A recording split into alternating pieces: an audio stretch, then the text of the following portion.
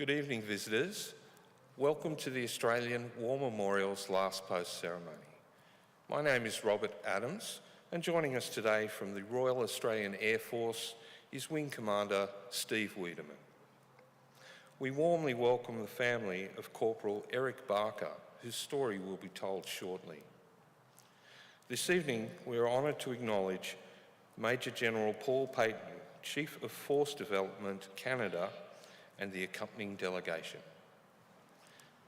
We welcome the veterans who have served, those that are still serving, and the families that love and support them. The live stream of this ceremony is made possible by the Returned and Services League of Australia and the RSL and Services Clubs Association. We welcome members who are watching the broadcast of this ceremony across Australia. During this evening's ceremony, wreaths will be laid at the base of the Pool of Reflection by family, visitors to the memorial, and students on behalf of Our Lady of the Rosary Catholic Primary School from Wyoming, New South Wales. Australia's Federation Guard is the tri-service ceremonial unit of the Australian Defence Force.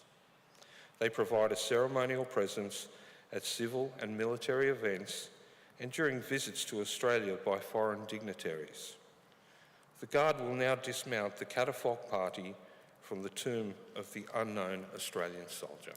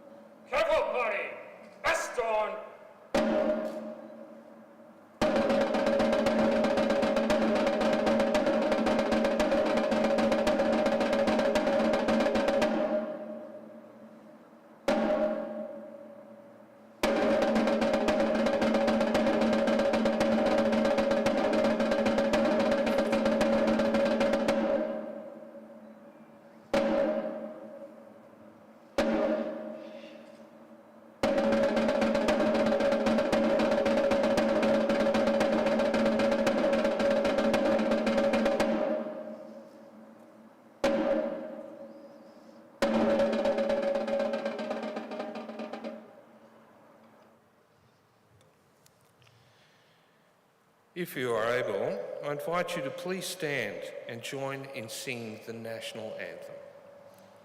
Cavalry, attention! Cavalry, present arms!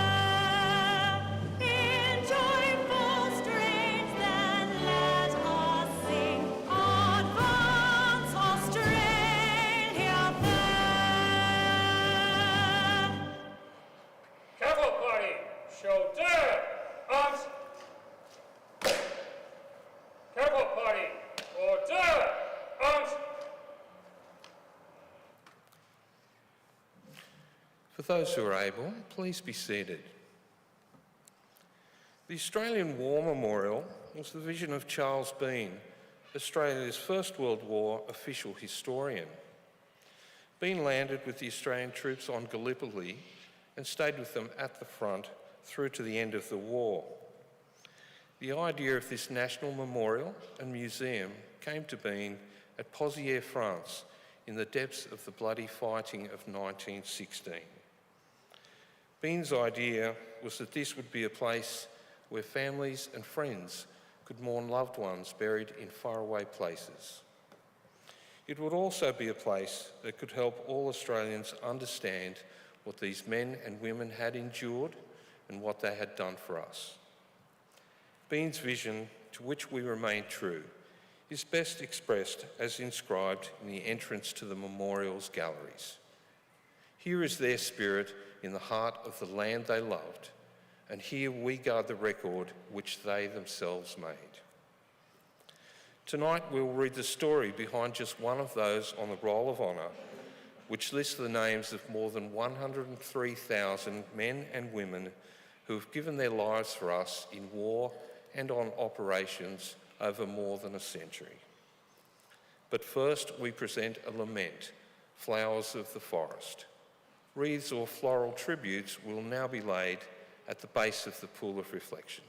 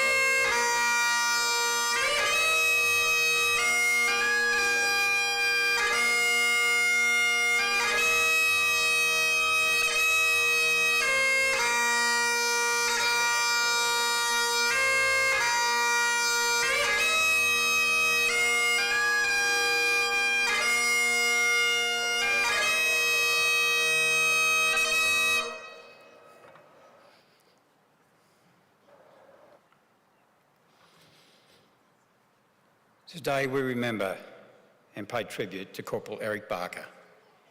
Eric Barker was born on the 15th of June 1919 in Mittagong, New South Wales, the son of Edward and Mary Barker.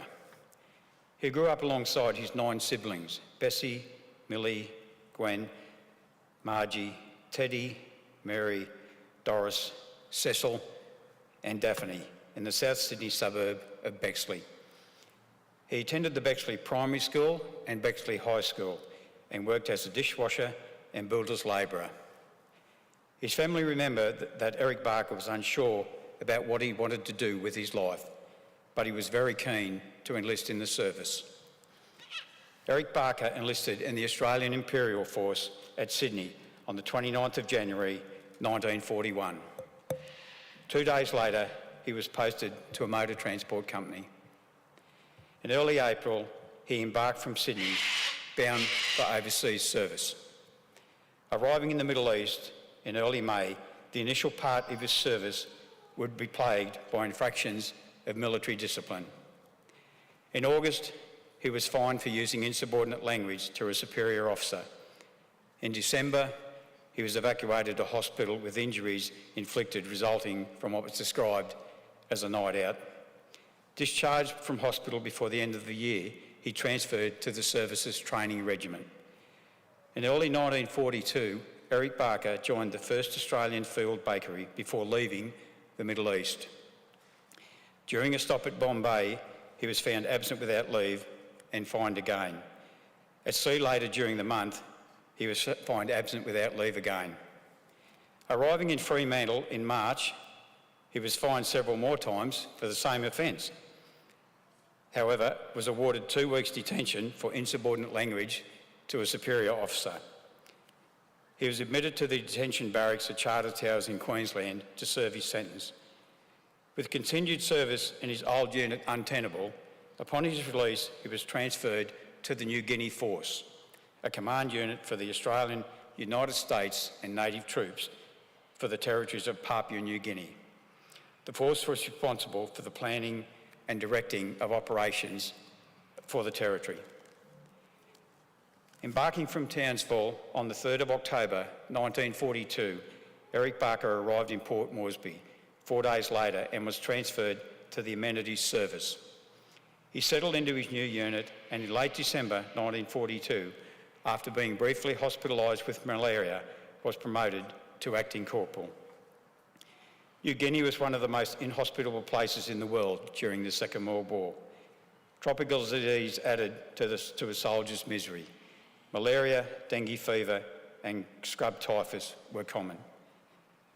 As the war saw large scale of alien populations, the transmission of diseases was fostered in both directions.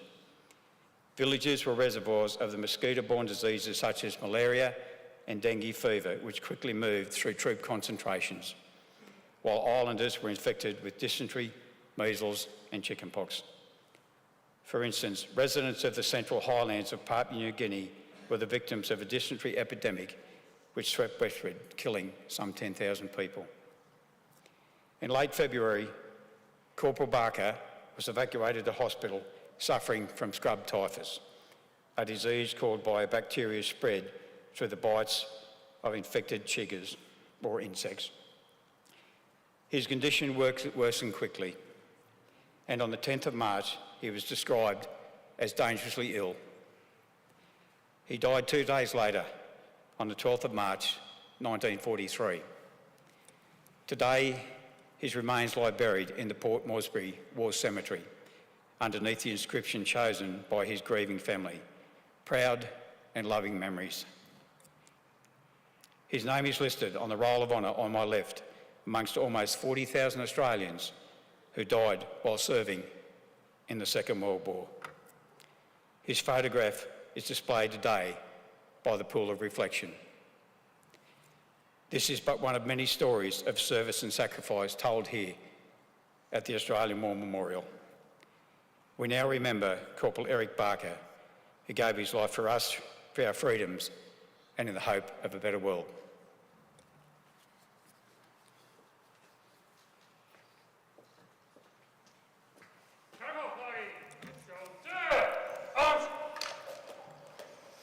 If you are able, please stand for the reading of the ode and the sounding of the last post. They shall grow not old as we that are left grow old. Age shall not weary them, nor the years condemn. At the going down of the sun and in the morning, we will remember them. We will remember them. Corporal Party, present! Arms!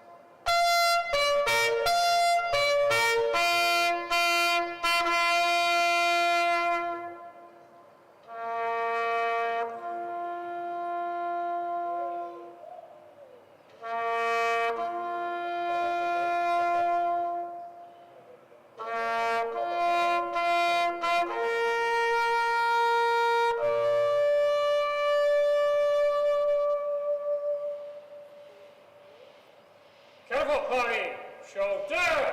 Arms! Lest we forget. Lest we forget.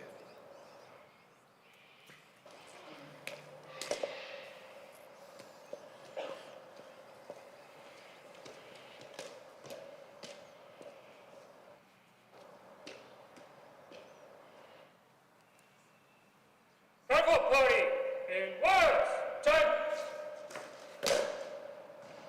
Corporal Party, quick, march!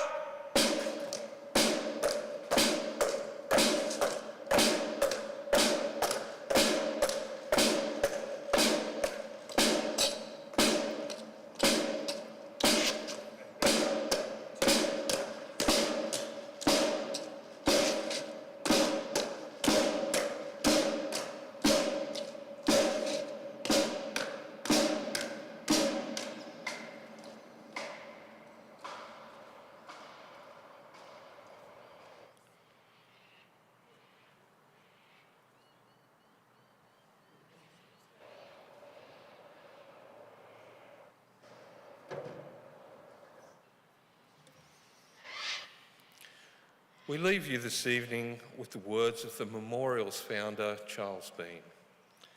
Many a man lying out there at Pozières or in the low scrub at Gallipoli with his poor, tired senses barely working through the fever of his brain has thought in his last moments, well, it's over.